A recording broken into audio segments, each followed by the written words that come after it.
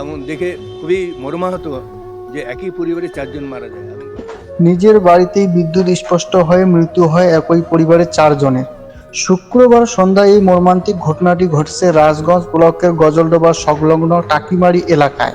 মৃতদের মধ্যে রয়েছে স্বামী, স্ত্রী ও তার ছেলে সহ তার এক ছোট্ট শিশু নাতি। এই ঘটনাকে দুঃখজনক বললেও খুব কম বলা হবে।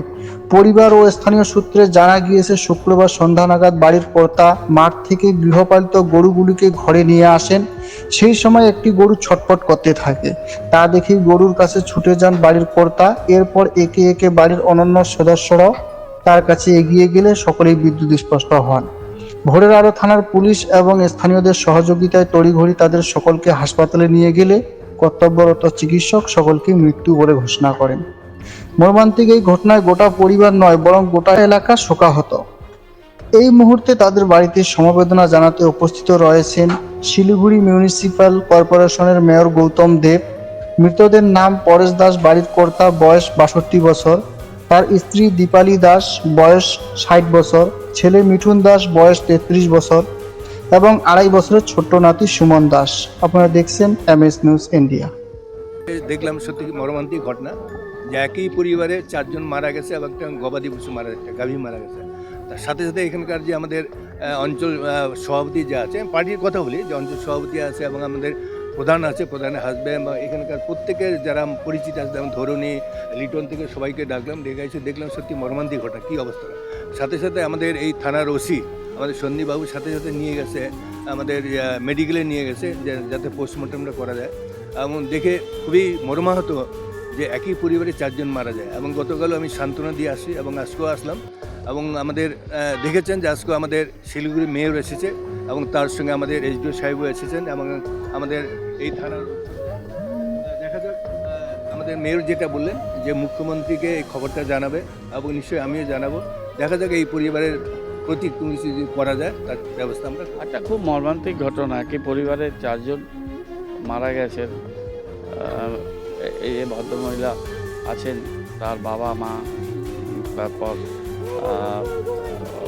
মানে মেয়ের ঘরের নাতি, আরেক ছেলে মারা গেছে, 4 জন। গবাদি পশুও মারা গেছে। ঘটনাটা আমরা জানি যে কী কারণে এই বিষয়টি হয়েছে। আমরা অত্যন্ত দুঃখিত, মর্মাহত।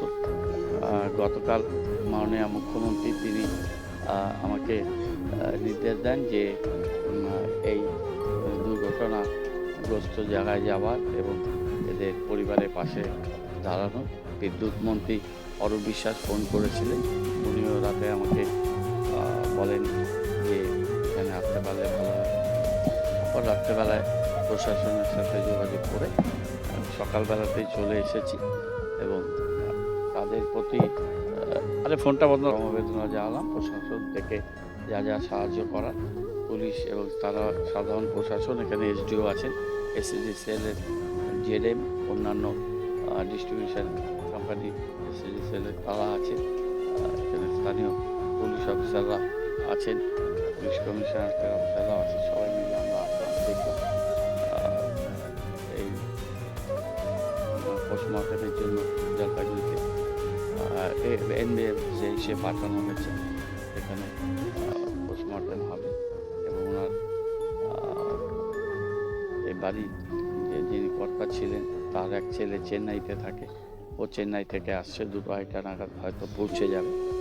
মেয়ে আছে, তার হাজব্যান্ড আছে, তারা আছে, তাদের প্রতি সমবেদনা জানাই এবং তারা কিছু কথা বলেছেন, সেটা আমি মুখ্যমন্ত্রীর কাছে, মাননীয় মুখ্যমন্ত্রীর কাছে পৌঁছে দেব।